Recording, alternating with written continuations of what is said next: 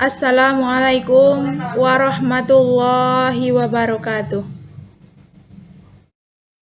Materi kita tentang akidah akhlak yaitu menghindari akhlak tercela.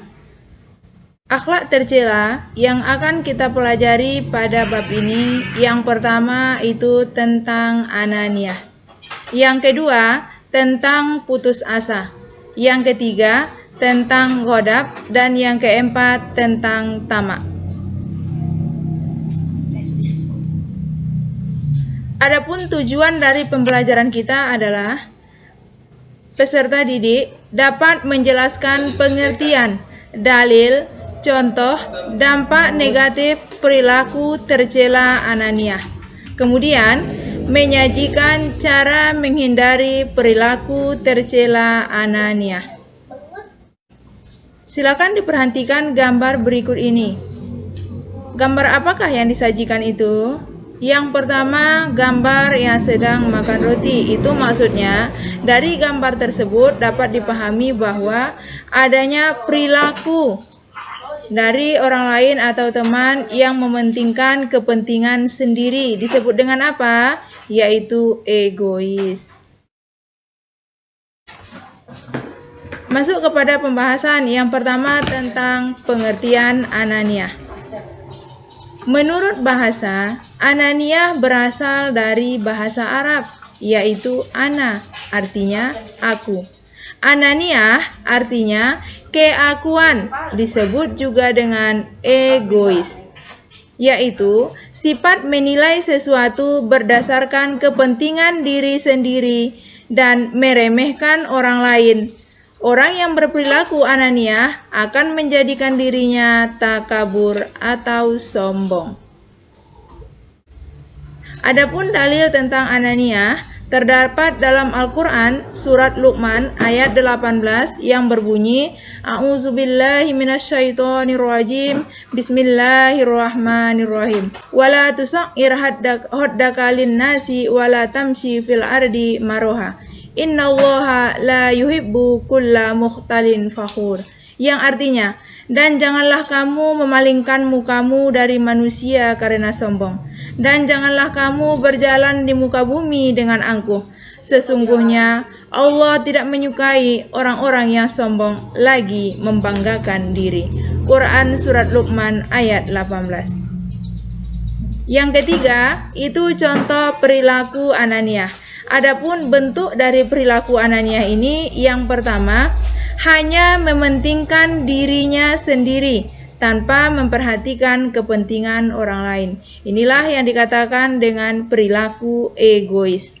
Yang kedua, merasa dirinya paling hebat dan paling benar, merasa dirinya paling pintar, paling di antara yang lain, baik itu paling hebat, paling kaya.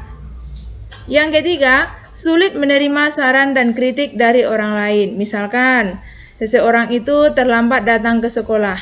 Kemudian, ada teman yang lain yang memberikan kritikan atau memberikan saran, kenapa datang terlambat.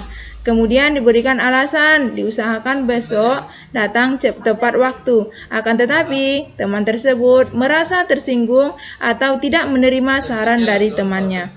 Yang keempat, tidak mau berkorban untuk kepentingan bersama. Adapun contoh dari perilaku ananiah ini, di suatu tempat ada seorang anak bernama Abiyu sedang bepergian ke suatu tempat menggunakan bus. Di tengah perjalanan, ada seorang kakek naik ke dalam bus. Namun, ia tidak mendapatkan tempat duduk dan hanya berdiri. Abiyu yang melihat kakek tersebut membiarkannya berdiri dan tidak merasa kasihan kepadanya. Ia hanya mementingkan dirinya sendiri. Ini adalah gambaran perilaku egois yang dilakukan oleh Abiyu. Dampak negatif perilaku ananiah, yang pertama, menimbulkan kekecewaan, merusak hubungan persaudaraan, memutuskan hubungan silaturahim, dijauhi dalam pergaulan dan dikucilkan oleh orang lain. Yang kelima, kaku dalam pergaulan sehingga sulit mencapai ketentraman hidup bersama. Yang keenam, menimbulkan kebencian, pertengkaran, dan permusuhan. Dari hal-hal tersebut, bahwa ini merupakan dampak negatif perilaku ananiah. akan dijauhi, akan dapat mengecewakan orang lain, dapat memutuskan persaudaraan karena hilangnya rasa peduli, rasa kebersamaan dengan orang lain. Selanjutnya, cara menghindari perilaku ananiah. Yang pertama, banyak bergaul dengan orang yang tidak kikir, yaitu orang yang suka berbagi. Yang kedua, memupuk rasa sosial dan hubungan kemasyarakatan lewat organisasi. Kenapa? Karena di dalam organisasi kita tidak dibedakan, baik itu pangkat, jabatan, kekayaan, kepintaran, semuanya ada di dalam organisasi. Yang ketiga, membiasakan menyisihkan rezeki untuk saudara atau orang lain yang membutuhkan. Maksudnya adalah saling berbagi. Yang keempat, berusaha bersikap ramah kepada orang lain, tidak sombong, tidak takabur. Yang kelima, menyadari bahwa manusia adalah makhluk sosial, maka perlu bergaul dengan orang lain. Kenapa? Karena kita adalah makhluk yang saling membutuhkan. Kita membutuhkan orang lain, begitu juga orang lain membutuhkan kita. Kita tidak bisa hidup sendiri di dunia ini. Mungkin itu saja pembahasan kita pada kesempatan ini.